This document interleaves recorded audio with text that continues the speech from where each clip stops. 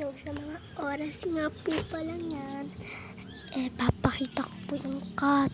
Kaya nagsasalita pa ako, mahirap process ko kasi parang pinapausa ko guys. So, sabi ko nalimutan ko yung pusa ko nalimutan ko sabi ko, di ako marunong mag-voice over. Kaya, narilito pa ako guys. So, lumabas na nga po ako sa labas ng bahay at nakita ko na umiyak po yung nanay. Umiyak po pala yung anak ng pusa ko guys.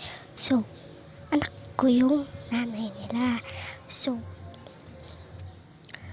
yun, ang cute ng mga pusa na yun. 4 po pala sila. Yung panganay, kasi hindi nyo ako maiintindihan ngayon para voice over guys. Anong pangalan na ito? Yan po yung panganay. Yung una kong pinakitang pusa, yun po yung pangalan, yun po yung pangalawa. Tapos yung pangalawa ko pong pinakita, yun po yung pangatlo. At yung panghuli, kamukha na nanay, yan po yung kamukha. Yan po yung bunso. Tapos tingnan niyo po. Nakita niyo po ba na kamukha sila ng nanay? Pumunta po ako doon. Tapos nag-explain ako kung ano ang pinagsasabi ko.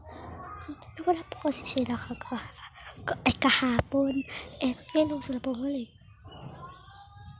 Sana makapunta na ako ng next house para gusto ko sumakita si Sir Manix Guys, yun lang po. Bye-bye.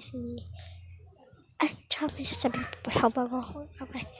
Mag-subscribe po kayo at mag-like and comment kung anong gagawin ko